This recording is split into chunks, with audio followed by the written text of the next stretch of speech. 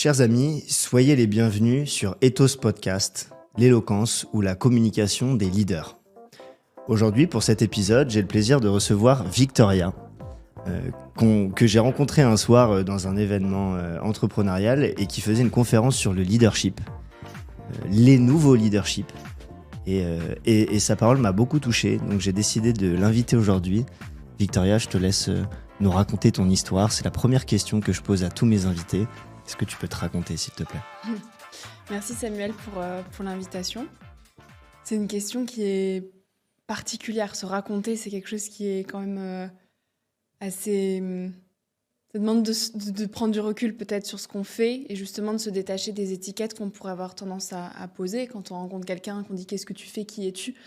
On dit « je suis avocat, je suis médecin, j'entreprends ». Mais qui on est humainement, c'est toujours des choses qui sont un peu plus difficiles à les tirer en soi. Et moi, j'aime bien dire que je suis émerveillée par la vie. Parce que ce soit à travers mon podcast que j'anime aujourd'hui depuis 5 ans, à travers mon écriture dans mes livres, à travers mes conférences comme on a pu se rencontrer, à travers plus récemment là, le film que je réalise avec Johan, j'essaie de transmettre l'émerveillement. Parce que c'est vraiment le maître mot qui m'habite depuis que je suis toute petite et qui caractérise à la fois mes projets, mais à la fois ma manière d'habiter le monde au sens large. Donc j'aimerais me raconter à travers l'émerveillement. Qu'est-ce que c'est que l'émerveillement pour toi alors ? Et comment est-ce que tu es venue à mettre cet émerveillement au centre de ta vie ? D'où tu viens et qu'est-ce qui s'est passé pour qu'aujourd'hui tu sois podcasteuse, réalisatrice de documentaires, etc. Ouais, ça fait beaucoup de questions en une là. Dis-moi ce que tu veux. L'émerveillement, pour moi, c'est une posture. C'est une façon d'habiter le monde poétiquement. Donc c'est quel rapport tu as avec ce qui t'entoure, que ce soit des relations humaines, que ce soit une manière de te nourrir, mais au sens large du terme, pas simplement te nourrir d'aliments, mais de livres, de podcasts, de documentaires, un environnement aussi. Quel environnement t'entoure au quotidien ? Et finalement, l'émerveillement, c'est une manière de voir le monde à travers ton propre filtre. Donc c'est quelque chose de très personnel qui se travaille. Pour moi, c'est un petit peu comme un muscle de tu as un tel événement et face à ce tel événement, Samuel, Loïc, Emma ou Victoria ne vont pas voir cet événement de la même manière parce que tu as un filtre qui fait que tu perçois pas les mêmes détails. Et donc pour moi, c'est presque une manière d'habituer son cerveau à aller déceler des petits détails dans une situation anodine où a priori, on se dirait, il n'y a rien de fantastique dans cette situation. Alors que si on regarde un petit peu le petit truc de la lampe qui a une luminosité un petit peu tamisée, etc., on arrive à déceler des choses un peu imperceptibles qui donnent beaucoup de magie à l'existence.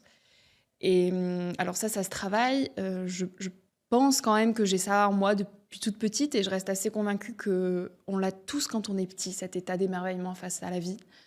C'est une forme de pureté face aux événements en fait, où on n'est pas conditionné, ou encore pas trop. Et donc, notre mental ne vient pas entacher une situation. On voit la situation telle qu'elle est, de manière très authentique, très brute, avec presque un élan de naïveté, mais c'est une naïveté positive, quoi. Et pour moi, chaque enfant est dans cet état d'émerveillement. Et le gros enjeu peut-être justement de notre époque, ça serait d'arriver à garder cet état d'émerveillement qui nous habite quand on est enfant, même dans l'âge adulte.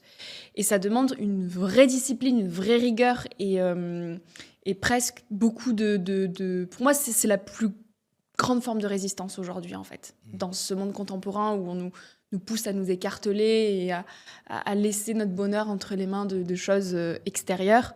Et ben, l'émerveillement qui se niche vraiment à l'intérieur de nous-mêmes, c'est peut-être la force la plus grande qu'on peut préserver de l'âge enfant à l'âge adulte. Cet émerveillement, cette gratitude, cette écologie intérieure dont on va parler tout de suite, pour que les auditeurs de ce podcast comprennent, c'est très intriguant parce que c'est un podcast sur la communication, sur l'éloquence et la prise de parole, mais je suis absolument convaincu que c'est intimement lié. Quelqu'un qui trouve du confort dans son existence, dans sa qualité de présence au monde, arrive à connecter avec son auditoire. Et donc, chez Ethos, on a cet aspect un petit peu introspectif et prendre soin de soi pour ensuite être capable de prendre soin de son auditoire. Et c'est pour ça que je voulais faire cet épisode un peu spécial avec toi. Victoria, qu'est-ce que c'est que ce concept d'écologie intérieure ? Pourquoi est-ce que c'est, à ton sens, primordial pour être congruent et en paix avec soi-même ? Parce qu'on n'est jamais aussi disponible et ouvert à ce qui nous entoure que quand on est bien avec soi. Et bien souvent, on prend l'entonnoir à l'envers, c'est-à-dire qu'on va essayer de trouver notre place dans la société pour être reconnu aux yeux des autres, pour s'aimer soi-même. Et je pense que le pilier de la vie est beaucoup plus stable quand déjà on va essayer de s'apprivoiser soi pour moins dépendre de facteurs extérieurs et être moins finalement influençable par rapport au regard des autres. Et donc de cet état intérieur qui est finalement aligné. Peut-être que je la refais parce qu'il y a eu beaucoup de bruit, non ? Non, je pense que ça va. Ok. Et donc de cet état intérieur qui est finalement aligné, on arrive à s'ouvrir au monde et aux autres dans un espace qui est beaucoup plus sain. Parce qu'on est moins peut-être dans une forme de vigilance de comment je vais être habillée, qu'est-ce qu'on va penser de moi, si je dis ça, on va pas m'accepter, si je fais ci, je vais pas réussir ma vie. Et donc on est moins influençable et on est plus nous-mêmes, forcément. Et je pense qu'on n'est jamais aussi... c'est presque une forme de politesse par rapport au monde, en fait, que de prendre déjà soin de soi. Parce que ça se sent. Quand on est avec quelqu'un qui est bien dans sa peau, ça se sent. Et quelqu'un qui est émerveillé, qui est heureux, on a envie de s'entourer de personnes comme ça parce que simplement, ça nous fait du bien. Et plus globalement, je pense sincèrement qu'on fait société aussi en tant qu'humanité et qu'on grandit en tant qu'humanité quand chaque individu ose cultiver sa singularité. Et qu'on ne fait pas les choses parce qu'on nous a dit de les faire. Ou parce que c'est ce qui ferait bien et ce qui fera qu'on sera aimé et en sécurité, mais parce qu'on les fait suite à cet élan profond, viscéral qu'il y a en nous-mêmes. Et donc, on le fait avec une passion, avec quelque chose de plus grand qui nous traverse, qui fait que quand on le fait, c'est juste, en fait. C'est beau. Et donc, ça impacte le monde. Et je suis convaincue, vraiment, je suis convaincue. Voilà, il n'y a pas de vérité absolue, mais je reste convaincue que la vraie transformation sociétale aujourd'hui, elle se fera par une transformation avant tout individuelle. Sinon, on ne fera que perpétuer les mêmes schémas d'année en année. Oui, on va essayer de sauver le climat, etc. Mais avec des énergies qui sont parfois très négatives, parce qu'en voulant sauver ou réparer quelque chose, en fait, ça dit des choses de nous qu'on cherche à réparer en nous. Des traumatismes, des blessures, un manque de confiance, quoi que ce soit. Et on est tous habités par ce genre de choses. On est tous habités par les mêmes questions existentielles. C'est intergénérationnel, c'est universel. Et d'où l'intérêt, en fait, d'aller vraiment creuser individuellement ce genre de questions, du sens d'une vie, de qui on est, qui tu es toi, Samuel, qu'est-ce qui fait que aujourd'hui tu peux apporter au monde quelque chose que moi je ne serais pas capable d'apporter parce qu'on est juste simplement différents. Et ça demande du courage parce que c'est inconfortable d'aller creuser en soi. On nous apprend pas ça, en fait. Ça fait très peur aujourd'hui, l'introspection. Dans le tout premier coaching que je fais avec mes clients, tu sais, au début, ils achètent à oratoire, éloquence, capacité à convaincre, impact, etc. Le tout premier coaching qu'on fait, on réfléchit aux événements fondateurs de leur vie, on pose sur une feuille leurs valeurs, on réfléchit à leur message profond, et ils sont toujours très surpris de cette première séance. Et petit à petit, en fait, on dresse comme une espèce de DA à tout leur discours, que des éléments de langage qui sont vraiment ancrés en eux, qui sont congruents et qui leur permettent du coup d'aller plus haut dans les niveaux de discours. Ouais. Et c'est pour ça que cette partie d'introspection, moi, c'est vraiment le truc qui m'a le plus touché dans l'éloquence quand je me suis lancé. C'est cette nécessaire introspection qu'il faut faire pour trouver ce qu'on a envie de dire au monde. Et si on arrive à trouver ces petites choses-là, dans nos blessures, dans nos croyances, dans nos espoirs, dans notre optimisme, dans nos peurs, on arrive vraiment à faire vibrer les autres.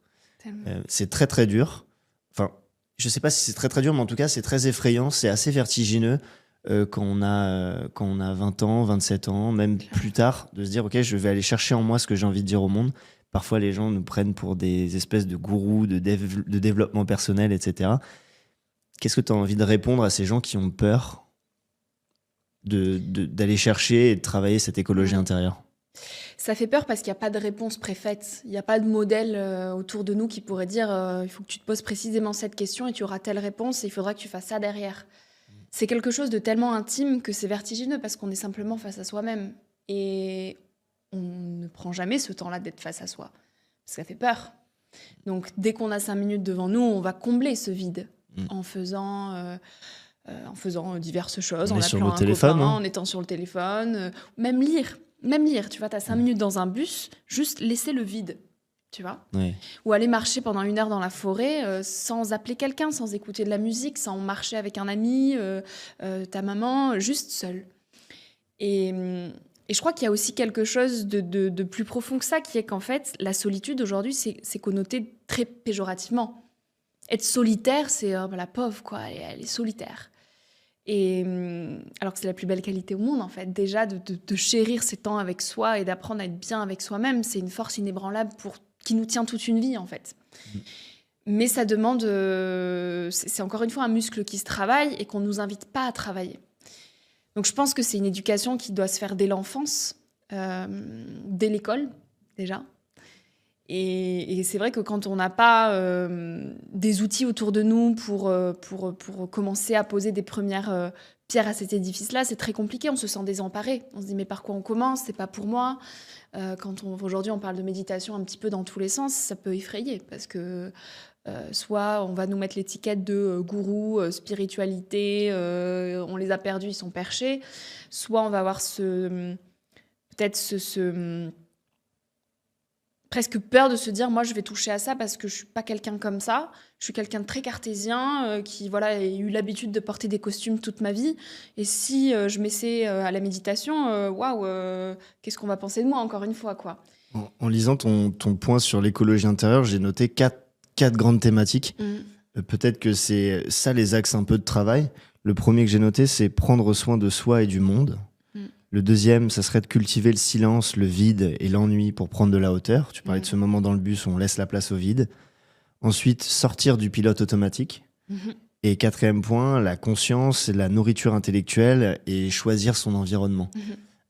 Est-ce que tu peux m'en dire un petit mot sur chacun de ces grands piliers, s'il te plaît? Je pense que vraiment, le premier pilier, c'est celui déjà de laisser de la place pour le silence et le vide, et donc du temps vraiment spécifiquement à soi. Tellement rare aujourd'hui. Tellement rare.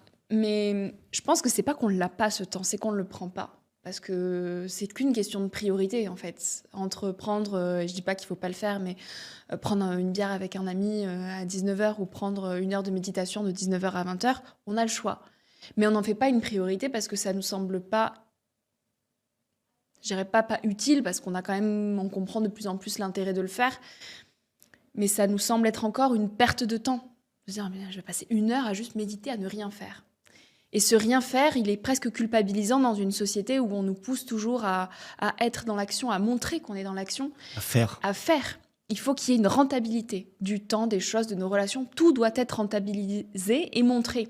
Donc là, les réseaux sociaux aussi font un énorme mal par rapport à ça. C'est qu'on a constamment l'impression qu'on n'est pas au bon endroit avec la bonne personne à faire ce qu'il faudrait faire. Donc là, je suis avec toi, je dis, oh punaise, je devrais enregistrer plutôt un podcast avec un tel. Je suis à Paris, mais je vais louper les bonnes conditions de surf à Biarritz.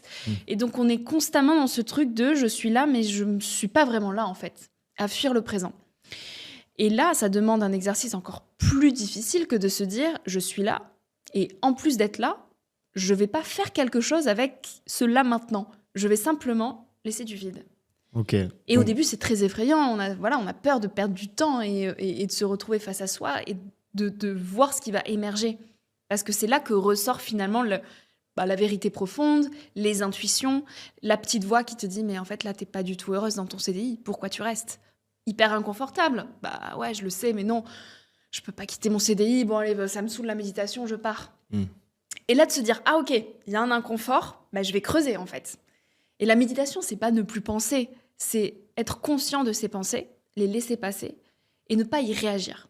Donc là, plutôt que de se dire le CDI, je dois le quitter, mon Dieu, mais les enfants, le prêt, le truc et les machins, j'arrête mon truc. Non, ok, j'ai cette pensée, je l'accueille, je n'y réagis pas. Est-ce que je peux essayer de faire un parallèle avec la prise de parole ? Ouais, bien Parce sûr. que moi, j'en vois plein quand je t'écoute. Cet espace pour le vide qui, à l'oral, est une matière. Se laisser le temps de vivre au présent sa prise de parole, pour sentir ce moment, cette communion avec le public, laisser les idées monter à son esprit, sentir ses sensations, et après laisser le temps au public, par du vide, par du silence, de digérer ce qu'on lui donne. Créer du suspense, reprendre l'attention. Je crois que le vide, c'est un bienfait psychologique, mais c'est aussi un grand bienfait en matière d'éloquence. Deuxième point, peut-être, c'est après le vide, qu'est-ce qui te semble le plus important ? prendre soin de soi et du monde, cultiver le silence, on a dit, sortir du pilote automatique ou la nourriture intellectuelle. Tout est interrelié. Je les catégoriserai même pas par ordre d'importance. Je pense que quand on tire déjà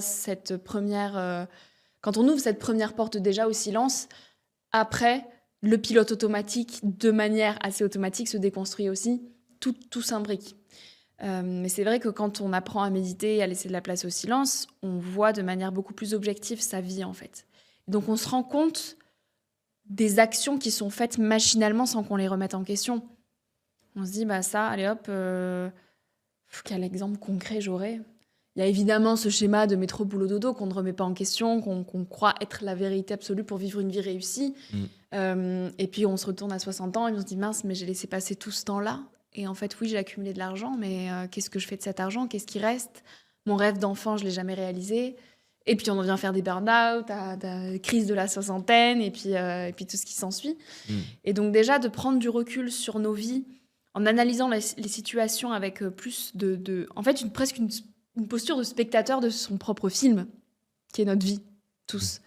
Et il y a les acteurs de nos propres vies, de notre propre film, nos amis, donc on peut choisir, qu'on peut décider de quitter aussi, tu vois, de relations qui peut-être nous convenaient il y a 10 ans, mais on évolue sur des chemins différents et aujourd'hui ça ne nous correspond plus ou ça nous fait plus grandir. On peut décider de laisser ses protagonistes dans les coulisses le temps de quelques années, voire pour tout le film. Parce qu'on n'a aussi pas peur d'être seul. Exactement. Ok.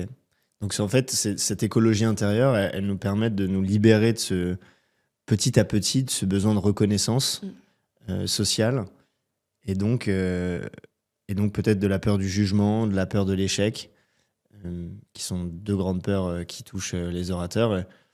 En fait, c'est ça. Pour moi, il y a un lien immense entre être bien dans ses pompes au quotidien et réussir à toucher les gens quand on prend la parole. Je veux juste ôter le suspense. Quel âge tu as, Victoria ? Devine. Je pense que tu as mon âge. Quelque chose entre 25 et 30 ans. Ouais. Tu triches. Entre 25 et 30 ans, c'est facile. J'ai 26 ans. Ok, 26 ans. C'est quand même... Parce que peut-être que les gens qui nous écoutent depuis le début se disent « Je suis face à une femme d'un certain âge qui est très sage et qui a eu le temps de réfléchir, qui a expérimenté les burn-out, les machins, etc. » Et ce que je trouve dingue, c'est que toi, c'est avant même de rentrer dans la grande machinerie que tu décides de faire un pas de côté pour prendre soin de toi et choisir la vie que tu veux mener. Est-ce qu'il y a des raisons qui t'ont poussé à ça ou pas ?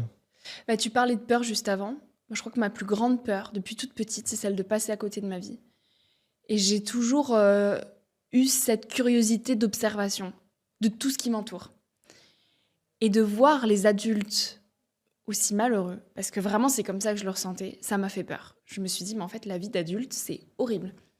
On te dit en permanence, profite tant que t'es jeune, parce qu'après, c'est pas la même chose. Les enfants, les contraintes, les trucs, franchement, profite. Je dis, attends, mais on n'a quand même qu'une vie. C'est triste de se dire que plus tu grandis, moins t'es heureux, alors que ça devrait être l'inverse. Plus tu grandis, plus tu apprends à te connaître, plus tu fais des choix lucides, plus tu oses faire des choses, plus tu te débarrasses de tes peurs, plus tu es épanoui. Et donc, je pense que très jeune, déjà, j'ai eu cette peur vraiment violente de oh, mais je veux pas ça pour ma vie, quoi. Et c'est finalement ce qui a guidé tous mes choix de l'entrée de mes études à la sortie de mes études, où je n'ai jamais signé de CDI. Parce que finalement, je voyais un peu le tunnel arriver ok, donc là, je suis major de promo, ensuite je vais signer un super CDI, je vais être hyper heureuse de dire à ma famille que j'ai peut-être le plus beau salaire de toute ma promo, comme ça à 30 ans, ils seront trop fiers de moi, j'aurai mon premier prêt bancaire, si j'ai un peu de chance, je suis mariée, donc à 32 ans, j'ai mon premier enfant. En fait, je voyais ça, j'étais, mais est-ce que vraiment c'est ce que j'ai envie pour ma vie ? Non, c'est ce qu'on m'a dit, ce que j'ai intégré, que la société voudrait de moi comme parfait petit soldat pour être heureuse. Mais j'avais simplement le sentiment qu'on m'enfermait de plus en plus, quoi. Et tu vois, même en parlant, je sens que c'était un recroquevillement, quoi, parce qu'on est beaucoup plus influençable et malléable par la société quand on est dans des cases, finalement. Est-ce que tu te sens différente ? Oui. Comment tu gères ça ? Aujourd'hui, c'est ma force, mais il y a encore 3 ans de ça, j'en souffrais quand même. Parce que j'avais toujours l'impression d'être à contresens. de pas faire ce qu'il faudrait que je fasse à mon âge. Tu sais, j'aime pas forcément sortir en boîte de nuit, enfin sortir tout court, en boîte de nuit encore moins. Je m'habille chez ma grand-mère, je fais pas de shopping, j'aime boire une tisane le soir, je me couche super tôt, je me lève super tôt. Et il y a des fois où on me fait ressentir cette différence. Et évidemment qu'il y a des jours où je me dis, mais peut-être que je passe carrément à côté de la plaque, en fait. Et à la fois, je me sens tellement alignée quotidiennement que je me dis, mais pour rien au monde, je voudrais finalement essayer de rentrer dans les clous pour potentiellement plaire à quelqu'un qui au final, n'est pas dans ma tête. Peut-être que c'est ça le message aussi, c'est qu'on a le choix. On a toujours le choix. On a juste le choix. Et effectivement, on est très influencé. Et de par notre nature animale, on a besoin d'appartenir, on a besoin d'être dans un groupe. Voilà, tu as 26 ans, moi j'ai 27 ans, tu t'habilles chez ta grand-mère, moi je me fais couper les cheveux par ma grand-mère. On a le droit de faire ce qu'on veut, on a le droit de faire des pas de côté, on a le droit de refuser le job de rêve. Et peut-être que c'est ça ce qui peut caractériser notre génération, donc dans le rapport au travail, dans le rapport à l'autorité.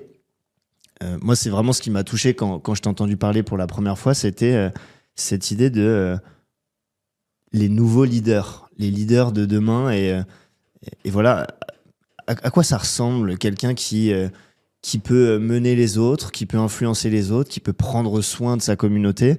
Et t'aimerais qu'ils ressemblent à quoi, les leaders, toi, dans le futur ? J'aimerais qu'ils soient sincères et alignés. Et ça rejoint ce que tu disais sur la prise de parole tout à l'heure. On sent quelqu'un qui parle avec le cœur, ou quelqu'un qui parle avec un objectif de rentabilité ou avec l'ego. Et quelqu'un qui s'entend parler, ça se voit. Et c'est léché, et c'est trop préparé. Et oui, ça marche. Je dis pas que d'un point de vue scalable, business, etc., ça convertit pas. Mais tu sens que c'est pas profond. Et des grands discours, de grandes personnes, de leaders, en fait, qui vraiment m'ont éveillé sur certains sujets, ont créé des déclics, m'ont fait ressentir de « Waouh, mais il a tellement raison !» Quand bien même ce qu'il disait, c'était pas forcément en adéquation avec ce que je pensais. Il a une telle présence à tel moment, il est tellement aligné, habité par ce qu'il dit que bam, c'est juste, quoi. Et donc, je pense que quelqu'un qui est profondément convaincu et encore une fois, en fait, le mot, c'est viscéral, quoi. Ça vient du bide.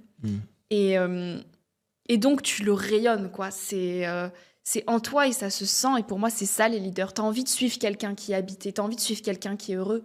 Et tu as envie de suivre quelqu'un qui, finalement, est débarrassé de ses peurs. Et ça rejoint ce qu'on disait aussi tout à l'heure, que beaucoup de peurs nous empêchent, nous ligotent. Et c'est pour ça qu'on essaie de se lisser, c'est pour ça qu'on essaie de se sécuriser, c'est pour ça qu'on essaie de faire des choses qui potentiellement ne nous ressemblent pas, parce qu'on a peur. On a peur de peut-être demain être abandonné, on a peur de peut-être demain pas gagner assez d'argent, on a peur de peut-être demain ne pas être aimé, de pas être assez, de plein de choses. La vie fait peur. Et de se débarrasser de ces peurs et de savoir qu'elles sont là parce qu'on est humain et qu'il y en aura toujours de différentes formes, je trouve que ça libère vraiment quelque chose. Et des personnes qui sont débarrassées de ces peurs, ça se ressent. On sent une forme d'apaisement auprès de celles et ceux qui... c'est presque une sagesse, en fait. Qui savent que oui, il y a des potentiels dangers, et que oui, il y a des potentiels manques, mais que de ces manques naîtront de nouvelles choses de toute façon, et que c'est comme ça qu'on grandit et qu'on traverse une vie, au final. Tu penses qu'on peut se débarrasser de ces peurs ? S'en débarrasser, non. Apprendre à vivre avec, oui. Ouais. C'est qu'est-ce qu'on en fait ? Et plutôt qu'elles nous paralysent, les transformer pour qu'elles soient à l'origine de projets ou de... Moi, typiquement, ce projet de film, peut-être qu'on va en parler, mais je réalise mon premier documentaire avec Johan Reboul. On est parti jusqu'en Inde sans prendre l'avion. En 6 mois, on a traversé 19 pays. T'as eu peur ? Et j'ai pas eu peur d'avoir un pépin sur la route, de me faire mal. En fait, la peur la plus profonde que j'avais, c'était de m'insérer dans la société au moment de terminer mes études. Et ce départ, c'était quelque part le fruit d'une peur. Oh, j'ai 25 ans, je viens de terminer mes études. Tout le monde autour de moi signe son premier CDI. J'ai peur. Je veux pas ça pour ma vie. Je prends mon sac, je pars. Et donc, c'était lié d'une peur. Et de cette peur, j'aurais pu complètement m'étouffer et me dire j'ai super peur, là, ça y est, je rentre dans les cases, mais ok, allez. Mon stage de fin d'études me propose de m'embaucher, bah oui, je signe. En plus, super bien payé, nickel, j'y vais, quoi. Et c'est ça qui me faisait peur, plus que de partir dans l'inconnu, au final. Mais cet inconnu me faisait très peur aussi. Et mes proches me le faisaient ressentir, mais attends, tu connais pas le garçon avec qui tu pars, tu sais pas faire de film, t'as jamais fait de film. Comment est-ce que tu vas passer toutes ces frontières sans prendre l'avion ? Tout était sujet à peur, en fait. Et je me suis dit, ok, toutes ces peurs-là me font finalement moins peur que de signer un CDI. Donc, j'embrasse ces peurs et j'y vais. Et un des principaux remèdes à la peur, c'est l'action. Donc, t'y vas, Carrément. tu t'engages, tu décides d'écrire un chemin différent. On parlait de la peur, on parlait de ce que tu aimerais voir comme leader dans le futur. Tu aimerais qu'il ressemble à quoi le futur ? Et toi, du coup, comment est-ce que tu agis à travers tes podcasts, tes films, tes livres pour mettre ta graine dans un futur désirable, un futur qui te plaît ? Mes films, il n'y en a qu'un pour le moment, mais t'es visionnaire. Là, je suis prise de passion pour la réalisation. Maintenant, j'ai envie d'en faire un autre. Ma manière de planter des graines, c'est d'éveiller les consciences à travers différents leviers. Tu les as présentés, il y a l'écriture, il y a les conférences, il y a mes podcasts, là, il y a le film. Mais finalement, la même colonne vertébrale derrière tous ces projets, c'est celle de l'éveil des consciences. En fait, allez-y, justement, débarrassez vos peurs. L'écologie, elle est là, elle est dans l'instant, elle est dans qui tu es, qui tu cultives pour être au monde. Et en fait, je sais tellement plus comment partager ce message. Et pour moi, il est tellement important de le partager aujourd'hui que j'essaie de proposer différents leviers d'action pour parler à un maximum de personnes, parce que quelqu'un qui lit des livres ne va peut-être pas forcément aimer aller au cinéma. Quelqu'un qui aime aller au cinéma va peut-être pas forcément aimer aller écouter des conférences, ni écouter des podcasts. Et donc finalement, c'est tisser une toile pour que ce message il soit entendu auprès d'un maximum de personnes et auprès de toutes les générations, parce que c'est vraiment un sujet intergénérationnel. Et ton message principal dans l'écologie, est-ce que c'est pas pour changer le monde, il faut se changer soi-même ? C'est un peu ça le cœur de tous tes travaux, avec ces notions d'écologie intérieure. Peut-être qu'il faudrait qu'on arrête de se tourner vers l'extérieur et dire ok, ça me convient pas, ça c'est pas bien, ça c'est si, et remettre la faute sur les autres et se dire à un moment ok, moi qu'est-ce que je peux faire pour changer. Je lisais un livre l'autre jour de Jean d'Ormesson qui comment il s'appelle ? c'est Un jour je m'en irai sans avoir tout dit. Trop beau ce livre. Et il disait, donc tu sais, il fait des paragraphes, il disait du mal, par exemple. Donc il va parler un peu du mal, etc. Et de la joie, du bonheur, des choses comme ça, de l'amour. Et dans du mal, il dit, je connais pas le mal, je crois pas au diable. J'ai personne autour de moi qui est mort dans des conditions atroces. J'ai été très préservé. Il dit, le mal, il est en nous, en fait. Et donc, le fait de... Et je trouve que ça résonne aussi avec la théorie de la responsabilité absolue. On est absolument responsable de sa vie et de son bonheur. Peut-être que c'est un point de vue privilégié de dire ça, mais je pense qu'on est capable de créer les conditions de son bonheur. Et c'est pas un chef, une relation toxique, des parents qui nous ont abîmés, un environnement qui n'est pas sain et qui ne nous met pas en énergie, qui va empêcher de créer les conditions de son bonheur. Donc se tourner un peu vers soi et de se dire ok, qu'est-ce que je veux moi, qu'est-ce qui me rend heureux, qu'est-ce que je peux changer pour participer aussi à un changement plus large dans le monde. C'est pour ça que ta conférence elle m'a touché, parce que c'était la première fois que j'entendais vraiment ce truc de tournez-vous vers vous-même en fait. Et c'est l'écologie qu'on entend. On dit voilà, il faut arrêter de consommer neuf, il faut arrêter le plastique, il faut arrêter de manger de la viande, etc. Toi, tu disais, vous, tournez-vous vers l'intérieur et mettez-vous en paix avec votre environnement. Et en fait, derrière, il y a tout qui va s'aligner. Oui. Mais parce que c'est tellement plus simple de se déresponsabiliser en remettant la faute sur quelqu'un d'autre. Et pareil, je rattache beaucoup ça à l'écoute aussi. D'être à l'écoute de la différence. Plutôt que de dire, il y a des méchants, il y a des gentils, ceux-là, on leur parle pas parce qu'ils font n'importe quoi. En fait, non. Pourquoi est-ce qu'on n'est pas d'accord ? Et notre vérité, c'est pas forcément la vérité de tout le monde. Donc, de se mettre aussi dans des postures différentes. Mais ça demande déjà d'être bien avec soi pour sortir de soi et être ouvert à la différence et donc à l'écoute de quelqu'un qui va potentiellement nous gratter sur quelque chose qui nous dérange. Et pour moi, c'est comme ça aussi qu'on fait société. C'est en écoutant la différence, en acceptant la différence. Et les clivages, qu'ils soient de gentils méchants ou qu'ils soient de viande ou pas viande, avion ou pas avion, ça fait pas avancer les choses. En tout cas, sur la durée, c'est pas tenable. Tout est dans l'équilibre, dans le faire ensemble. Et je sais plus où je voulais en venir. Si tu devais donner peut-être... je t'écoute. Quand tu m'as parlé là de Jean d'Ormesson, et ça m'a fait penser à une phrase que je trouve très juste de Edgar Morin, qui dit finalement la grande crise de notre siècle, c'est celle de l'humanité qui n'arrive pas à accéder à l'humanité. Et je trouve que tout est dit. On essaie de trouver des solutions à droite, à gauche, technosolutionnisme et machin, ça va révolutionner le truc. En fait, c'est de la fuite. C'est de la fuite perpétuelle. Et tout est en nous. On ne sait plus accéder à l'humanité, on ne sait plus ce que c'est que de sourire, mais d'un sourire profond.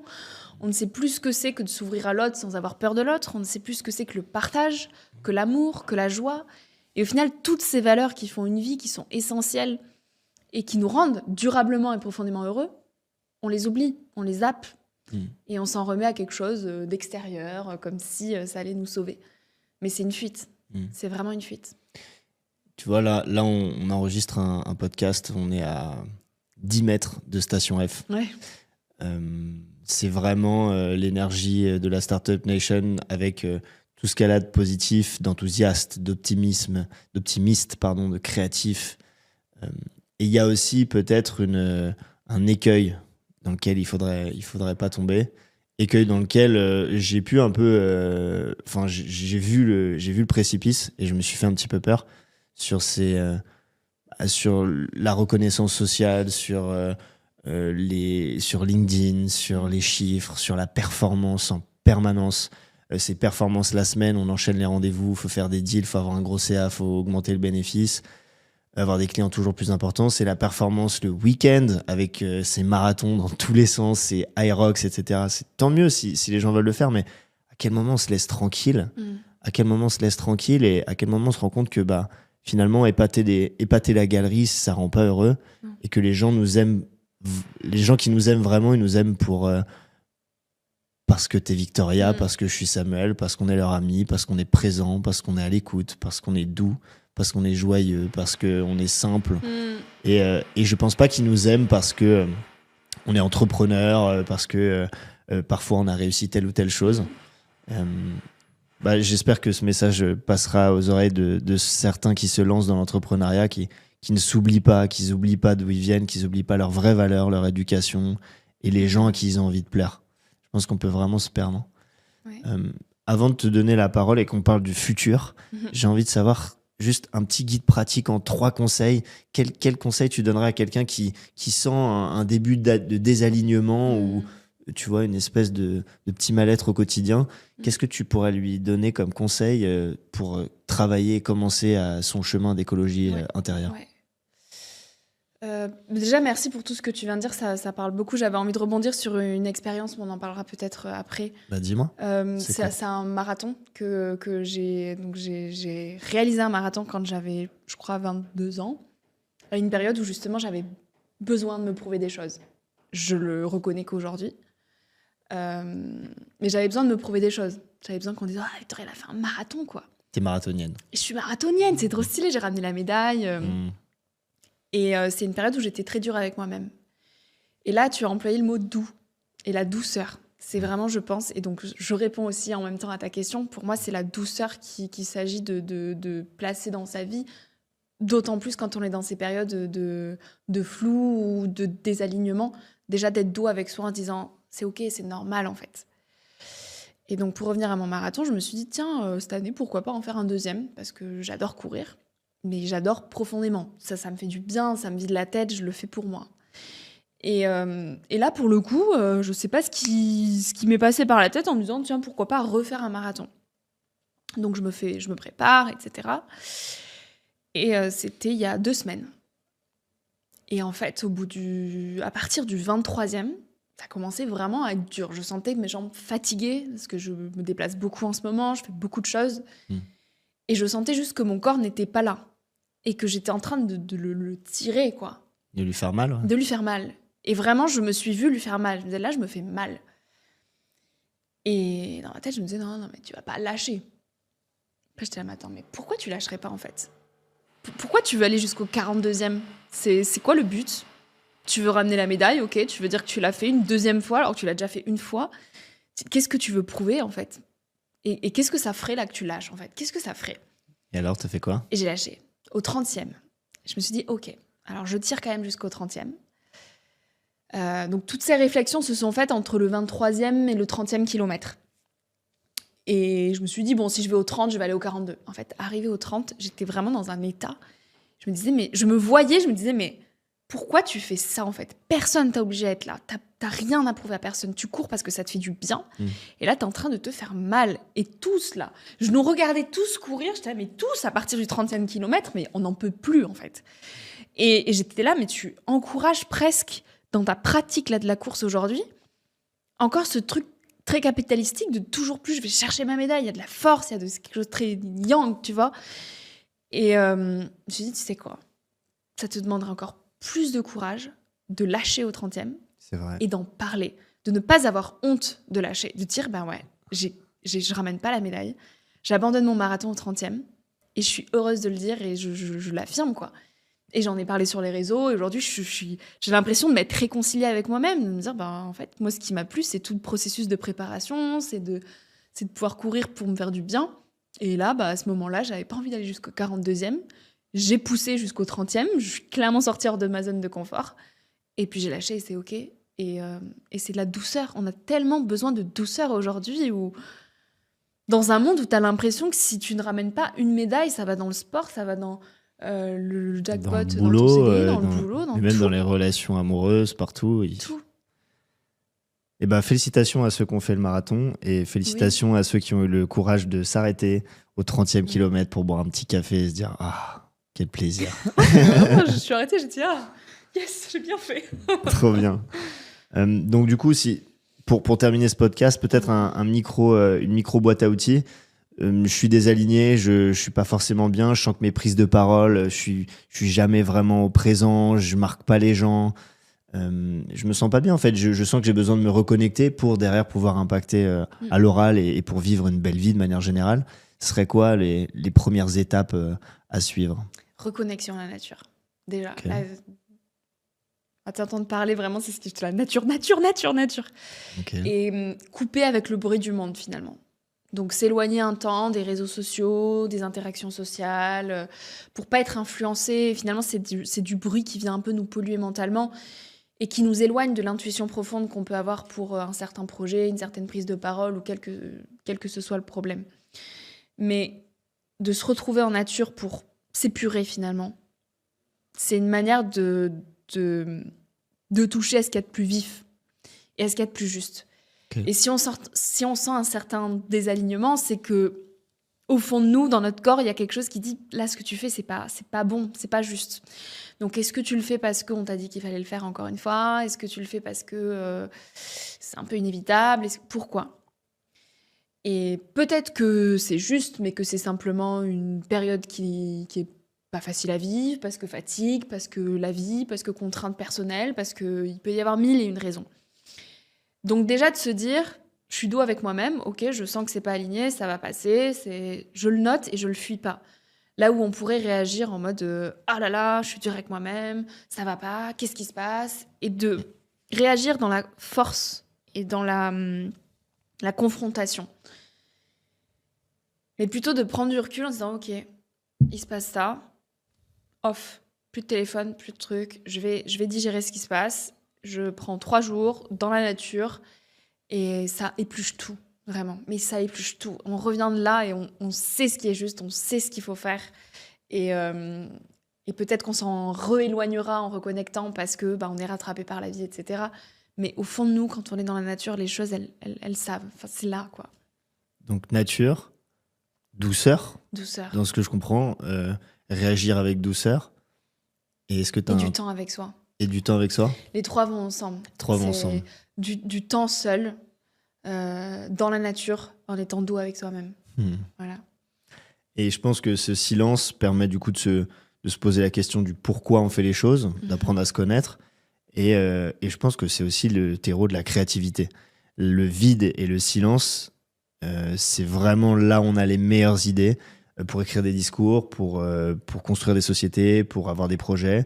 Et c'est pas dans le bruit et dans l'agitation et sur ChatGPT qu'on trouvera les meilleures idées dont on a besoin. Tellement. Pour terminer ce podcast, Victoria, je te laisse la parole. Tous les invités ont une carte blanche. Est-ce qu'il y a quelque chose dont tu aimerais nous parler, dont on n'a pas parlé ? La parole est à toi. Je vous inviterai à lire. On n'a pas parlé de lecture. Et pour moi, la lecture permet une reconnexion à quelque chose qui s'oublie aujourd'hui, qui est la concentration. Et dans une ère où notre attention elle est dispersée toutes les 5 secondes, parce que une notification, parce que 1000 choses dans une journée à rentrer, à faire rentrer dans l'agenda, on passe tout le temps d'un truc à l'autre. Et juste de reconnecter au temps long et à la concentration et juste une activité à la fois, de ne pas être multitâche, de j'envoie un mail et en même temps, ah punaise, truc, machin, ah ok, machin, ah bah, du coup mon café est froid, ah bah je... Et juste se dire, j'ai un créneau de, je sais pas, 1 heure et je ne fais que lire. Mais ça, c'est tellement précieux. Et à titre personnel, moi, ça me rend triste parce que j'ai beaucoup plus de mal à lire qu'avant. Je vois que je suis déconcentrée, je vois que je suis beaucoup plus agitée mentalement. Et là où, il y a, je sais pas, même 5 ans, j'arrivais vraiment à m'abandonner dans la lecture sans penser à autre chose. Là, je vois qu'il y a des résistances. Je suis dans la 2e page et déjà, je me dis, punaise, attends, c'est vrai que j'ai pas répondu à ce mail. Mais attends, mais lis quelle heure parce que j'ai ce truc dans 20 minutes. Et je trouve que c'est, au même titre que l'émerveillement est une forme de résistance, préserver la lecture, c'est une forme de résistance aussi aujourd'hui. Et donc ouais, ça me tenait à cœur de dire un petit mot sur les livres quand même. Trop bien. On arrive à la fin de ce podcast. Qu'est-ce qu'on peut te souhaiter pour la suite ? De la joie, encore et encore. De la joie. De plus en plus de joie. Et je rajoute un peu de douceur. Et de la douceur. Prends bien soin de toi et merci beaucoup pour notre échange. Merci à toi, Samuel. Chers auditeurs, un grand merci pour votre écoute. Si le podcast vous a plu, n'hésitez pas à nous écrire pour nous le dire et pour nous donner vos suggestions pour les prochains invités. Si l'éloquence est un défi que vous voulez relever, je vous invite à visiter notre page internet ethosentreprise.com et à nous suivre sur les réseaux sociaux LinkedIn et Instagram. Vous y trouverez des conseils réguliers publiés par notre équipe d'experts.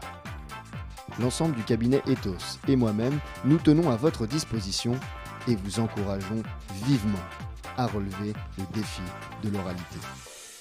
Et n'oubliez pas, sans plaisir, pas d'excellence. Go Ethos!